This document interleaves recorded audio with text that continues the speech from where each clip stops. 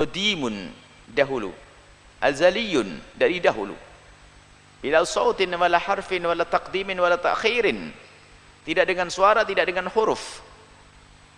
Akan tapi bagaimana ditulis di Al-Quran kita, yakni Al-Quran kalamullah qadimun dahulu. Kalau pencetakannya iya ini baru dicetak, tapi kalamullah di dalam isinya adalah kalamullah dahulu, dahulu dan dahulu, ditulis dengan huruf. Tapi kalam Allah bila sautin wala harfin wala taqdimin wala ta'khirin, kalam Allah itu adalah tidak pakai suara, tidak pakai huruf, tidak ada mana yang didahulukan, tidak ada mana yang akhir, karena kalam Allah adalah qadim. Kita bedakan. Jadi ada kalam Quran mushafi, talaffuzi. Kalam Quran yang mushaf dan talaffuz dilafazkan itu makhluk. Tapi kalamullah fi nafsihi bizatihi, kalam Allah dalam zatnya, dengan zatnya, kepada zatnya, itu bukanlah kalam yang makhluk. Itulah yang dimaksud dalam sifat 20. Kini Allah berkalam, Iqra, uktub kepada Lauh Mahfuz, ditulis oleh Lauh Mahfuz, itu makhluk atau qadim? Kalam itu ditulis sama Lauh Mahfuz. Lauh Mahfuz qadim atau makhluk? Baru atau tidak baru? Dicipta atau tidak? Dicipta. Lauh Mahfuz dicipta. Maka ketika Allah berkalam, kalamnya tidak berhuruf, tidak bersuara, tidak dicipta. Tapi ketika masuk ke dalam Lauh Mahfuz, maka Lauh Mahfuz memunculkan, menerjemahkan. Terjemahan Lauh Mahfuz itu makhluk. Itulah yang dihafal oleh Sayyidina Jibril, dibawa ke Baitul Izzah, diturunkan ke Sayyidina Muhammad SAW. Tapi Nabi Muhammad tulaqal Quran min ladun hakimin alim, langsung mendownload laduni, langsung diambil dari zat Allah Ta'ala. Jadi di situ ada dua kalam. Kalam nafsi setiap saat turun kepada Nabi, tapi kalam lafzi diturunkan lewat prosedur Sayyidina Jibril. Bisa bedakan? Kalam nafsi itulah bernama wahyu di dalam ruh Nabi. Maka Nabi bisa mengetahui sesuatu tanpa wahyu Jibril. Dan wahyu itu lebih banyak dan lebih mulia kadang beberapa pembahasannya daripada yang diturunkan Jibril. Cuma itu dirahasiakan Allah. Itulah rahasia yang di kalbu Nabi sallallahu alaihi wasallam. Adapun akidah Asy'ariyah, karena begitu banyak syubhat dalam benak mereka, sehingga mereka menyatakan Allah tidak boleh berbicara dengan suara. Akhirnya apa? Mereka berkeyakinan Allah memiliki sifat berbicara, tapi sifat berbicara Allah adalah bahasa jiwa yang ada di zat Allah, yang disebut dengan kalam nafsi. Kalam apa? Nafsi, itu bahasa jiwa. Hanya sekedar makna yang ada dalam jiwa, tanpa ada huruf, tanpa ada suara. Nah, bahasa jiwa Allah inilah yang kemudian diungkapkan dengan ibarat atau hikayat. Yang ibarat tersebut kalau dengan bahasa Arab jadilah Al-Quran. Jadi Al-Quran itu bukan firman Allah, tapi dia ibarat ungkapan dari bahasa jiwa Allah Subhanahu wa ta'ala. Jika diungkapkan dengan bahasa Ibrani jadilah Taurat. Jadi ungkapkan dengan bahasa Syriani jadilah Injil. Maka sebenarnya Taurat, Al-Quran dan Injil itu semuanya adalah ungkapan dari satu yang sama, dari bahasa jiwa Allah Subhanahu wa ta'ala. Paham atau tidak? Antum nggak paham juga nggak apa-apa, ini nggak harus paham, ya. Karena ini akidah yang menyimpang. Nggak paham juga nggak apa. Ibu-ibu yang susah paham nggak usah paham, ya. Nggak apa-apa, tidak harus paham. Karenanya mereka mengatakan Al-Quran yang kita baca ini bukan firman Allah, tetapi dia ungkapan dari bahasa jiwa Allah Subhanahu wa ta'ala. Oleh karenanya apa yang di depan kita ini makhluk. Ini adalah makhluk, karena makhluk ada huruf-hurufnya. Dan tidak boleh Allah ada huruf-huruf, tidak boleh Allah ada suara. Nah, kalau Al-Quran ini makhluk, ungkapannya bukan bahasa Allah yang sungguhnya, kalau gitu dari mana ungkapan ini? Maka ada khilaf di kalangan ulama Asy'ariyah. Ada yang mengatakan bahwasanya ibarat tersebut Allah yang ciptakan, Allah letakkan di Lauhil Mahfuz. Dan ini adalah pendapat Al-Bajuri dalam kitabnya Tuhfatul Murid, Syarah Jawharatul Tauhid. Ada yang mengatakan ibarat tersebut dari Nabi Muhammad. Kalau Al-Quran dari Muhammad, kalau Taurat ibaratnya dari Nabi Musa, kalau Injil ibaratnya Nabi Isa. Dan ini pendapat Al-Baqillani dalam kitabnya Insaf. Ada yang mengatakan, ada pendapat yang mengatakan ibaratnya dari Jibril. Jibril yang bikin ibaratnya. Allah bikin Jibril paham, yang mengungkapkan Jibril, mengungkapkan dengan bahasa Arab. Dan ini pendapat disebutkan oleh Ar-Razi dalam tafsirnya. Dari sini kita tahu bahwasanya Asy'ariyah bersepakat dengan Mu'tazilah menyatakan Al-Quran ini apa? Makhluk. Dan ini akidah yang menyimpang. Al-Imam Ahmad rahimahullahu ta'ala tatkala disuruh mengatakan Al-Quran makhluk, dia tidak mau, bahkan disiksa, dicambuk sampai dagingnya lepas ya. 3 khalifah menyiksanya, tapi dia tetap bertahan untuk mengatakan Al-Quran bukan apa? Bukan makhluk. Karena Al-Quran adalah sifat Allah, kalamullah, sifat yang ada pada zat Allah. Dan sifat Allah bukanlah makhluk. Sifat Allah bukanlah makhluk. Taib. Sekarang bagaimana cara membantah mereka? Bantahan mereka banyak.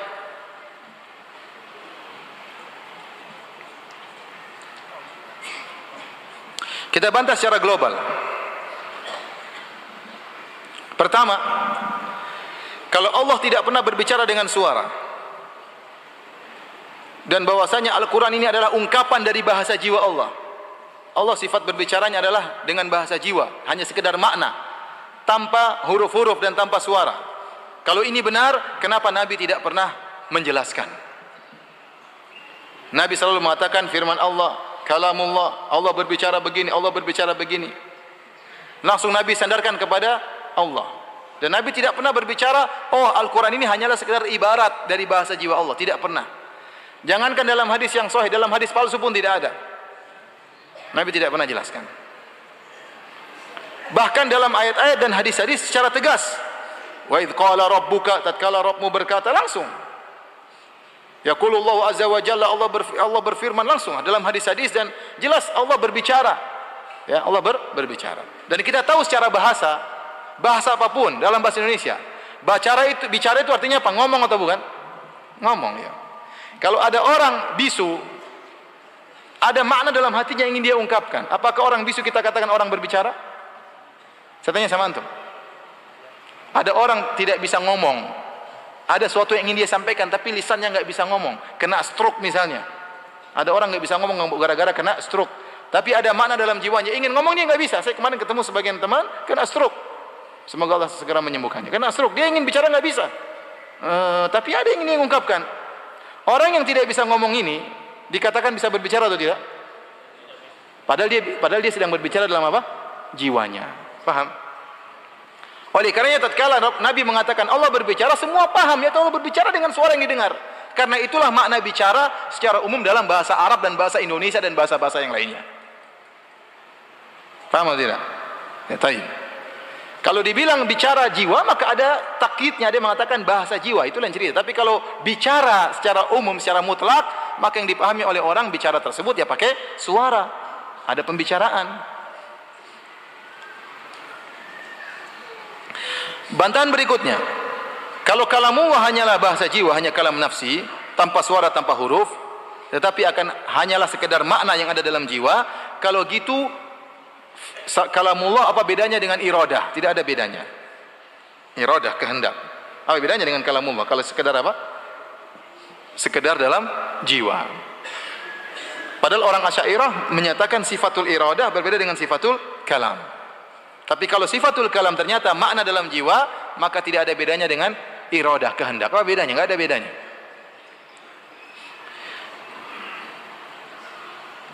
Kalau firman Allah tanpa suara, maka sungguhnya Nabi Musa tidak pernah berbicara dengan Allah secara langsung. Kalau gitu Nabi Musa tidak ada bedanya dengan nabi-nabi yang lain. Hanya diberi wahyu, dipahamkan maknanya. Paham? Maka Nabi Musa tidak lagi istimewa dengan sebutan kalimullah. Dia dikatakan kalimullah karena dia berbicara langsung dengan apa? Allah Subhanahu wa taala. Kalau kalamullah adalah kalam nafsi, bahasa jiwa, diterjemahkan dengan bahasa Arab jadi Al-Quran, diterjemahkan dengan bahasa Ibrani jadi Taurat, diterjemahkan dengan bahasa Syriani jadi Injil. Kalau begitu harusnya isi Taurat dan isi Injil dan isi Al-Quran harusnya sama, karena sama-sama terjemahan dari kalam nafsi. Faham? Faham atau tidak? Paham? Belum paham? Saya ulangi. Kalamullah bahasa jiwa, ya. Bahasa jiwa Allah adalah makna. Kalau diterjemahkan dengan bahasa Arab jadilah apa? Al-Quran. Diterjemahkan bahasa Ibrani jadilah apa? Taurat. Diterjemahkan dengan bahasa Syriani jadi Injil. Berarti Al-Quran, Taurat dan Injil harusnya kandungannya sama, karena sama-sama terjemahan dari satu topik. Paham? Tapi ternyata Al-Quran kalau diterjemahkan bahasa Ibrani tidak jadi Injil, tidak jadi apa? Taurat. Kalau Taurat diterjemahkan bahasa Arab tidak jadi Al-Quran. Topiknya beda. Kemudian kita tahu bahwasanya kalamullah, kalam nafsi Allah Subhanahu wa taala, ya. Kalau dicatat tidak ada batasnya. Kalamullah ini tanpa penghujung, tidak ada batasnya. Ya. Karena ilmu Allah begitu apa? Luas, ya. Nah, kalau ternyata Al-Quran merupakan terjemahan dari kalam Allah, bahasa jiwanya, padahal Al-Quran isinya terbatas, cuma 6.000 sekian ayat. Maka Al-Quran ini tidak bisa mewakili apa? Bahasa jiwa Allah Subhanahu wa taala. Paham? Karena bahasa jiwa Allah tidak ada batasnya. Sementara Al-Quran terbatas, cuma 6.000 sekian ayat. Mereka juga berkata,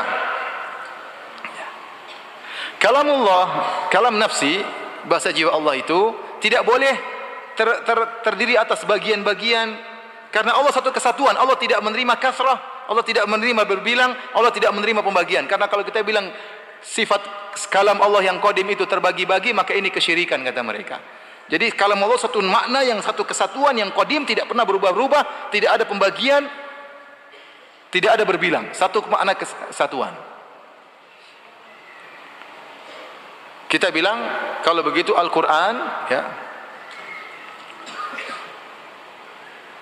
dipahamkan oleh Allah Subhanahu wa taala kepada Nabi sallallahu alaihi wasallam. Al-Quran dipahamkan oleh Allah kepada bahasa jiwa Allah, dipahamkan kepada Nabi, kemudian Nabi ungkapkan dengan Al-Quran.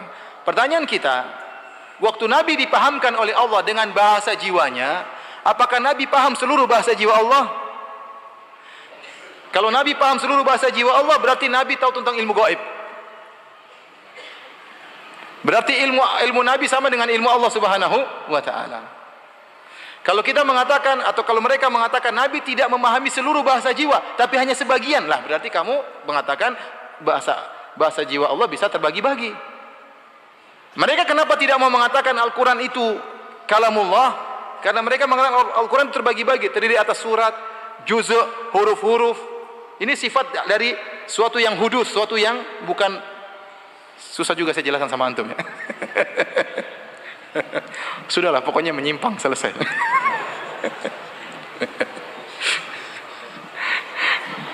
Masih banyak, tapi ya lanjutkan atau tidak? Kalau Nabi memahami seluruh bahasa jiwa Allah, berarti Nabi tahu isi jiwa Allah Subhanahu wa taala. Padahal Nabi Isa berkata, ta'lamu ma fi nafsi wa la a'lamu ma fi nafsik, innaka anta 'allamul ghuyub. Kata Nabi Isa kepada Allah di hari kiamat kelak, ya Allah, engkau mengetahui apa yang dalam jiwaku, dan aku tidak mengetahui apa yang ada dalam jiwamu. Dan engkau maha mengetahui segala yang gaib. Nah, kalau Nabi Muhammad dipahamkan oleh Allah seluruh bahasa jiwa Allah, berarti Nabi tahu ilmu gaib, dan ini tidak mungkin, ini kekufuran. Kalau Nabi hanya memahami sebagian bahasa jiwa Allah, berarti bahasa jiwa Allah pun terbagi-bagi, padahal mereka makan tidak boleh terbagi-bagi. Mereka terjerumus pada perkara yang mereka lari darinya. Taib. Dalil di antara Allah berbicara dengan suara sangat banyak dalam Al-Quran maupun hadis. Dalam Al-Quran seringkali Allah mengabarkan bahwasanya Allah menyeru, memanggil hamba-hambanya. Seperti firman Allah, "Wa nadainahu min janibit turil aiman." Dan kami memanggil Musa dari sebelah kanan gunung Tur. Kami memanggil Musa, wa nadainahu. Dan nida, panggilan itu pakai suara atau tidak? Pakai suara. Kalau enggak ada suara bukan namanya apa? Panggilan. Contoh, wa nadainahu ayya Ibrahim. Kami pun panggil Ibrahim dengan berkata, wahai Ibrahim. Ini juga nida. Pakai suara atau tidak? Pakai suara, jelas. Allah berkata, wa yauma yunadihim fayaqul. Tatkala itu Allah menyeru kepada mereka, lalu Allah berkata. Jadi menyeru berkata, Aina syuraka'i alladziina kuntum taz'umun? Di manakah sekutu-sekutuku yang dahulu kalian katakan, kalian persangkakan? Jadi firman Allah, wa yauma yunadihim, dan ingatlah di hari di waktu Allah menyeru mereka, dalam banyak ayat, dalam surat Al-Qasas ayat 62, dalam surat Al-Qasas ayat 65, dalam surat Al-Qasas ayat 74, dalam surat Fussilat ayat 47. Demikian juga Allah berfirman, wa nadahuma rabbuhuma. Kemudian Rabb mereka yaitu Allah berkata kepada mereka berdua, kepada Adam dan Hawa, menyeru, wa nadahuma, Allah menyeru kepada Adam dan Hawa, alam anhakuma, bukankah aku pernah melarang kalian berdua? Jadi Allah bicara sama Nabi Adam dan Hawa. Alam anhakuma antilkuma syajarati wa aqul lakuma inna syaitana lakuma aduwwun mubin. Bukankah aku telah melarang kalian berdua dari pohon tersebut, dan aku telah berkata kepada kalian berdua, sungguhnya syaitan adalah musuh nyata bagi kalian berdua. Ini Allah berbicara dengan suara. Di antara dalil dalam Al-Quran bahwasanya Allah berbicara dengan suara yang didengar. Allah berkata kepada Nabi Musa, fastami' lima yuha. Wahai Musa, dengarkanlah apa yang diwahyukan kepadamu. Musa disuruh dengar. Yang didengar itu suara atau bukan? Apa makna yang didengar? Suara atau makna? Suara. Jadi Nabi Musa memiliki keistimewaan. Di antara sifat Nabi Musa dikatakan kalimullah. Nabi Musa adalah kalimullah, yaitu orang yang diajak bicara langsung oleh siapa? Allah Subhanahu wa taala. Nah, kalau kita bilang Nabi Musa tidak pernah diajak bicara oleh Allah, Nabi Musa tidak pernah mendengar suara Allah, maka dia bukan sifatnya kalimullah. Dia sama dengan nabi-nabi yang lainnya. Oleh karenanya Allah Subhanahu wa taala tatkala menyebutkan tentang sifat bagaimana Allah beri wahyu kepada para nabi, Allah sebutkan di antaranya dua sifat. Kata Allah, perhatikan, dalam surat An-Nisa ayat 163 sampai 164. Inna auhayna ilaika kama auhayna ila Nuhin wan nabiyina min ba'di. Sungguhnya kami telah beri wahyu kepada engkau sebagaimana kami wahyukan kepada Nuh dan nabi-nabi setelahnya. Kemudian Allah menyebutkan nabi-nabi tersebut. Di akhir ayat kata Allah, wa kallamallahu Musa taklima. Dan Allah mengajak berbicara langsung dengan Nabi Musa. Jadi Allah menyebutkan dua model. Ada Allah berikan wahyu kepada para nabi dengan membuat mereka paham. Allah membuat mereka kemudian menyampaikan firman Allah tanpa mendengar. Dan ada nabi yang Allah berbicara dengan mereka langsung, di antaranya Nabi Musa alaihissalam. Allah berfirman dalam ayat yang lain, wa ma kana li basyarin ayyukallimahullahu illa wahyan aw mi wara'i hijab. Dan tidaklah seorang manusia Allah berkata-kata dengannya kecuali dengan wahyu atau di balik tabir. Dengan wahyu itu dengan Allah wahyukan, dan dengan di balik tabir itu Allah ngajak bicara langsung dengan suara yang didengar. Di antaranya dengan Nabi Musa alaihissalam. Tapi hadirin hadirat yang dirahmati Allah Subhanahu wa taala, inilah akidah Ahlus Sunnah wal Jamaah, dan inilah yang diyakini oleh masyarakat. Mudah Allah berbicara ya dengan suara, berbicara dengan Nabi Musa, dialog dengan Nabi Musa, wa matilka biyaminika ya Musa, apa yang ditangankan wahai Musa? Nabi Musa jawab, qala hiya asaya tawakka 'alaiha. Terjadi dialog. Ya. Ini adalah tongkatku yang aku bertelekan di atasnya. Kata Allah, alqiha ya Musa, lemparkanlah wahai Musa. Jadi dialog antara Allah dengan Nabi Musa. Terjadi dialog antara Allah dengan Nabi Ibrahim alaihissalam. Rabbi arini ya kaifa tuhyil mauta. Wahai Allah, tunjukkan kepada kau bagaimana cara kau menghidupkan yang mati. Qala awalam tu'min, apa kau tidak beriman, dan seterusnya. Terjadi dialog. Abdullah bin Ahmad bin Hanbal dalam kitabnya Sunnah menukil dari ayahnya Imam Ahmad bin Hanbal. Kata Abdullah bin Ahmad, sa'altu abi rahimahullah an qaumin yaquluna lamma kallama Allah azza wa jalla Musa lam yatakallam bi sautin. Aku bertanya kepada ayahku, semoga Allah merahmatinya, tentang suatu kaum yang mereka berkata, tatkala Allah berbicara dengan Nabi Musa, Allah berbicara tanpa suara. Perhatikan. Jadi kaum ini berkata Allah berbicara tanpa suara. Faqala abi, maka Imam Ahmad mengatakan, bala inna rabbaka azza wa jalla takallama bi sautin. Justru salah, yang sebenarnya Allah berbicara dengan suara. Hadhil ahaditsu narwiha kama ja'at. Ini hadis-hadis banyak sekali kami bawakan menunjukkan Allah berbicara dengan suara. Kemudian Imam Ahmad juga berkata, hadis Ibnu Mas'ud, dia sebutkan hadisnya. Hadis Ibnu Mas'ud radhiyallahu anhu isinya, idza takallama Allah azza wa jalla sumi'a lahu sautun ka jarri silsilati ala Safwan.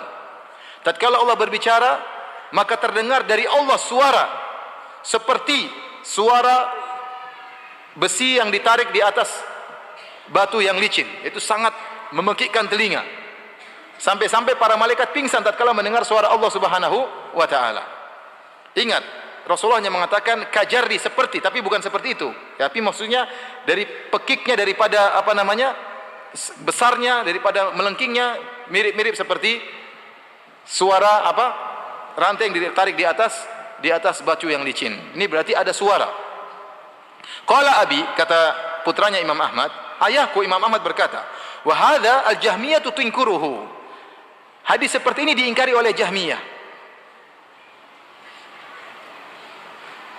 Wa qala Abi, dan ayahku berkata, haula'i kuffarun yuriduna an yumawwihu 'alan nas. Mereka ini kafir, kata Imam Ahmad. Kencang juga Imam Ahmad mengatakan Jahmiyah apa? Kafir. Ingin menipu manusia. Man za'ama anna Allah lam yatakallam fa huwa kafir. Barang siapa yang menyangka Allah tidak berbicara, maka dia kafir. Ala inna narwi hadhil ahadits kama ja'at. Kami meriwayatkan hadis-hadis ini sebagaimana datangnya. Jadi akidah munculnya Allah berbicara tanpa suara itu akidahnya Jahmiyah, datang belakangan. Berkata Al-Imam Al-Muwaffaq Ibnu Qudamah Al-Maqdisi, wafat pada tahun 620 Hijriah. Dia berkata, "Wa man za'ama anna hadzal kitaba ghairul Qur'an, wa man za'ama anna hadzal kitaba ghairul Qur'an wa annahu kalamul makhluqin wa anna al-Qur'ana ma'nan fin nafsi la yunzal wa la yuqra wa la yusma' wa la yutla." Kata dia, barang siapa yang menyangka bahwasanya Alkitab bukan Quran, Alkitab lain, Al-Quran lain. Wa annahu kalamul makhluqin, adapun kitab ini, jadi kata dia Quran itu kalamun nafsi. Jadi sebagian orang berpendapat Al-Quran itu kalamun nafsi. Adapun yang depan kita Alkitab. Alkitab lain dengan kalamun nafsi. Alkitab lain dengan apa? Al-Quran. Alkitab ini seperti kalam makhlukin, ibarat-ibarat dari Al-Quran yang merupakan kalamun nafsi. Kalau kita Ahlussunnah ya Quran ya kitab, ya firman Allah, tidak ada bedanya. Paham? Kita Alkitab, ya Al-Quran, ya Al-Quran adalah firman Allah. Bukan kalamun nafsi, bukan kalamul maktub, tidak, sederhana.